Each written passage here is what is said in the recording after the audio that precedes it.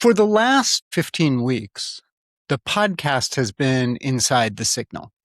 What it is, where it lives, why it runs, what it takes to shift it.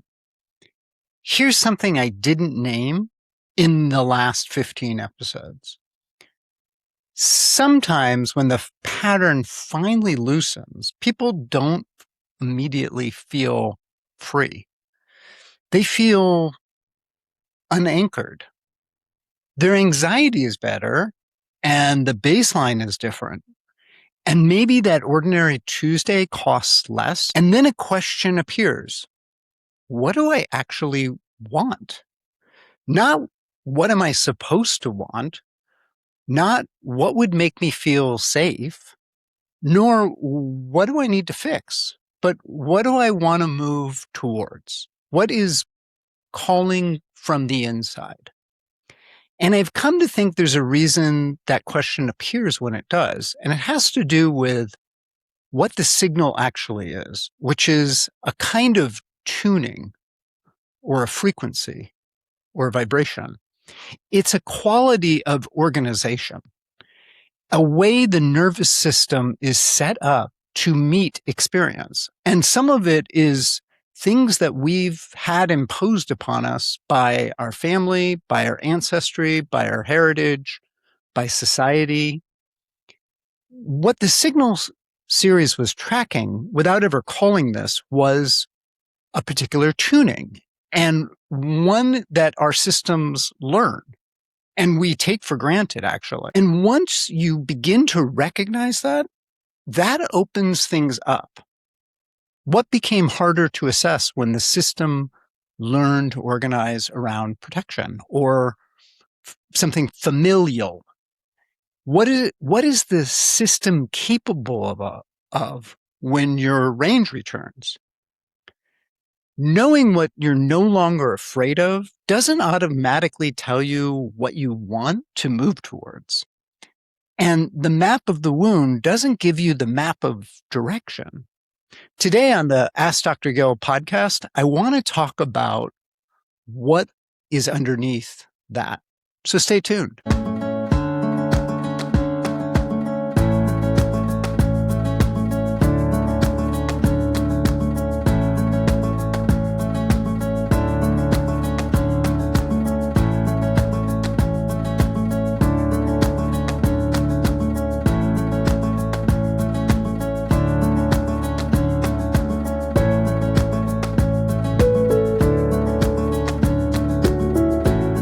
Hello and welcome to Ask Dr. Gil. I am your host, Dr. Gil Winkleman. And today on the podcast, I want to look at the aspect of what's beyond that signal.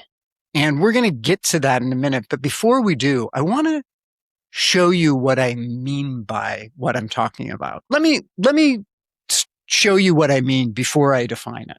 We have two people, same room, very similar situations, and someone says something kind to each of them.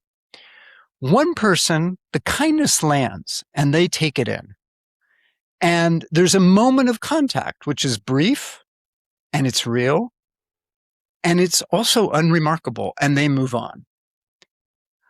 The other scans it, not deliberately, and it's not necessarily by choice. The kindness arrived and this system immediately runs a question. What does this person want from me? What's the risk here? What am I going to owe? The kindness doesn't land. It just triggers some kind of assessment. It's the same external world, but there's a different organization or a different tuning. Here's another example. Two people face genuine uncertainty. A new job, a new relationship, a situation without a clear outcome, or something that's really unfamiliar and different. One experienced the uncertainty as a possibility, something to stay curious about. The not knowing is information rather than the threat. The other experiences that as danger, and the system organizes around what is going to go wrong before anything has gone wrong. The uncertainty activates a scanning. Same situation, different organization. One more example that I'll give from my personal life is sharks. A lot of people on this island are terrified of sharks. They won't surf. I love surfing, nor am I really afraid of sharks. But I'm not going to do something stupid, which is to go surfing by myself in an area that's really sharky, or go surfing right when there's a shark attack happening, because that we do get notifications about this. It's the ability to experience a situation and make a decision about it without being ruled by what that experience is. And the difference is, I will say, a tuning. And in this series, I'm going to use the word frequency for the quality of organization. I also might use vibration, just so you know. Now, I want to be really clear that this isn't something that we would call a measurable biological frequency per se, though we might get into that in terms of some of the research that came out of the Heart Math Institute. But for now, we're just going to talk about a way that the pattern organizes, a way that the system is set up to meet experience. Frequency is the language I'm using for this tuning. Clinically, what matters is how much range the system has. Can the frequency shift? And I'll go back to the shark example. You can be afraid in the moment that there are sharks in the water and still move forward knowing that generally you're safe, right? We do this all the time with our lives. And, going back to that example, you have a way greater chance of dying in an automobile accident than dying in a shark attack, right? We've attuned ourselves to the normality of driving. We have not attuned ourselves to the normality of being in open ocean waters, right? And I think that's part of the difference. That's part of the tuning. And, the signal series was tracking one particular shift. And that shift is how do we shift towards protection? What that shift looks like, how it runs, what it costs, and what it takes to recognize it. But here's the part that matters next. A system doesn't only organize around what's protecting you from. It organizes around what it expects to encounter. If you expect rejection, for example, you'll organize differently than if you expect welcome. If you expect abandonment, you organize differently than if you expect relationship. If you expect danger when you become visible, you organize differently than if you expect recognition. When we talk about the signal, we're not only talking about what the nervous system has learned to protect against, we're also talking about how it has become less able to recognize, receive, and move forward. Now, this series begins with a different question. The world didn't create a malfunction. It shifted what the system organized around. Humans have capacity for all kinds of things. We can have capacity for war and fighting, but we also have capacities for connection and exploration and desire and reciprocity and protection. Adversity often narrows our frequencies and our range, particularly in certain contexts. For many people, early experiences of reaching toward connection and finding it conditional, or it was withdrawn, or it was painful or unavailable, will organize around that. The system didn't break, right? It's not a broken system. It's an adaptive system. It organized around safety. Protection became the dominant organization, not the only organization, because most people can access connection in some context with some people some of the time. But the default is the starting position. And the tuning the system returns to when conditions are ambiguous or stress arrives. And this is something worth naming. Attuning can make perfect sense in the environment where it was learned and became costly when the environment changes. The system wasn't stupid. It learned something useful. The problem is that the old organization persists after the original conditions have passed. Now, here's where I need to be precise, because it would be easy to see or easy to hear protection bad, love good. It's not what I'm saying. Protection isn't pathological. Sometimes the alarms are accurate. Going back to the shark example, I've been in the water and felt something like I need to get out, right? That's a protective mechanism. That's an intelligent system, right? But sometimes sometimes leaving is the healthiest response available. The problem isn't the system learned to protect itself. The problem is that the range of expression became narrower.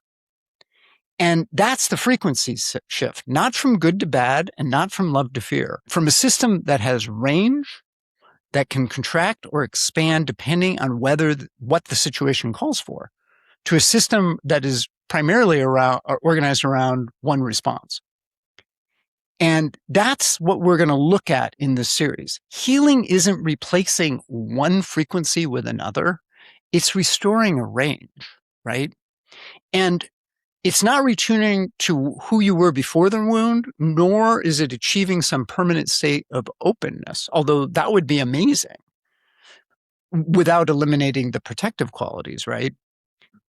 But it's more about, can you get a better range of frequency, right? And the classic example of this is falling in love, right?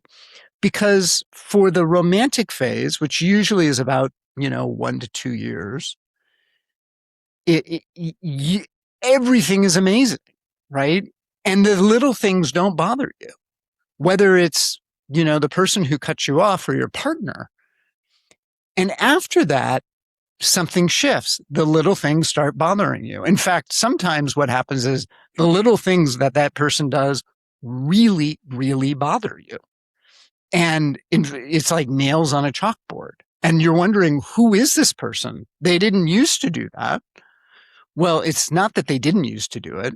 You just didn't react to it the same way. This is how the frequencies shift, right? And the relationship can become an opportunity to grow frequencies. And hopefully it becomes that. And we'll talk about that in this series. Now, so what is the other side of protection? And I'm going to call it love. And I want to be careful about what I mean, because it's not just romantic love. And love in this series is not just a feeling or a relationship status or a mood that strikes you. It's not a permanent state of openness necessarily, but it is a capacity. And that capacity to remain in relationship with something that matters, whether it's yourself, someone else, an experience, a desire, a commitment, without immediately reorganizing your life around a protective piece, right? Think of it as an expansion. It's an expansive quality that we have, right? It's expansive frequency as opposed to a contractive frequency. Now, notice what the definition doesn't say. I'm not saying love means opening or staying or means warmth or ease or absence of difficulty. Sometimes love is saying no or leaving or protecting and sometimes love is the hardest possible thing held with the most possible care. Love isn't the elimination of protection. It's about having a greater range of frequency and response.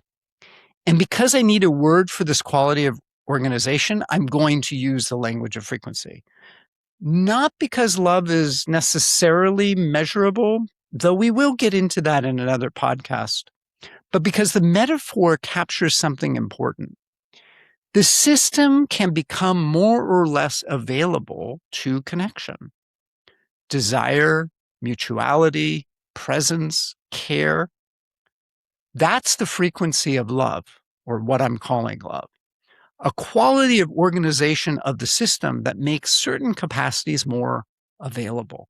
Connection, belonging, desire, presence, commitment, and the orientation towards something larger than an immediate self-protective response. These aren't only things you feel, they're capacities that become more or less available depending on how the system is organized. A system with more capacity for connection has more ability to notice, to receive, to remain present with it. Not because the body reliably knows the difference between what is safe and unsafe, because it doesn't always. The body responds before the mind has caught up. Learning to listen to it is different from learning to obey it. But a system with range has more to work with. It can assess options better. It can look at the data differently. Over the next set of episodes, we're going to examine different dimensions of the capacity. And part of that inquiry is going to look at what becomes possible when the system is no longer organized exclusively around protection. What did I learn love would cost me? What do I actually want? Can I receive love without being needed? Can I stay with myself? Can I tolerate love becoming ordinary? What becomes possible when protection stops being the first response? Each of those questions is an episode, and each is a different dimension of the range. So one distinction before we close, because I think it matters for everything that's going to follow. Understanding identifies the shift. Experience, though, changes that tuning. With understanding, we can learn what happened. It can name the frequency that the frequency the system is in and why it was in it, and maybe what we learned from it, which, by the way, is very valuable. The Signal series was doing that work. This series is continuing it. But lasting change usually requires experience. And usually with our nervous systems the way that they are, it requires repeated experience. Relational experience, embodied experience, being present to ourselves, something that creates a different response. And enough of those experiences will do that. Understanding begins the work, and experience is what allows for the system to update. The Signal series taught you how to recognize the protective tuning. This series maps what the system is organized toward when it isn't organized around protection or wounds. And understanding the map is useful, living it is different. For 15 weeks, the Signal arc asked, what is the pattern and why does it run? Now we're going to look at what capacities become harder to access when protection became the dominant organization. That question doesn't have one answer. And we're going to go through the different ways this happens over the course of the coming weeks. What the different capacities involved, what the system does with them, and what the restoration of the range to move toward them actually requires. Now, I'm going to let you know this podcast is about recognizing the map, and you will be given stuff to do the work on your own. I also have Rewrite the Signal, which is a way to change the pattern and do the work of this podcast. And that you can find more information in the show notes. I have a link to that workshop series. And if you want to also experience in person, I will be doing another workshop called Unsettle with a dear friend, Jody Snyder, in Lanikai. It's a on-site, you can stay there. We do have some rooms available on it. I don't have dates yet. We're looking in November right now. And if you're at the point where you understand the pattern and it's still running, Rewrite the Signal is a structured container for that starts September 12th. Later this year in Lanikai, we're doing that weekend built around experimenting with what becomes possible when the system has more range and how to get into that contraction, expansion experience as well. Now, next week, we're going to talk about fear contract. We're going to talk about that specifically, how fear contracts and love expands, and what the polarity actually means clinically, and why expansion doesn't always feel the way you expect it to. Thank you so much for joining me. I really appreciate you listening, and I love doing this. And if you haven't subscribed, please do so. And also, if you have friends that might benefit this, send them this way as well. I'd really appreciate that. Thank you so much, and I will see you next time.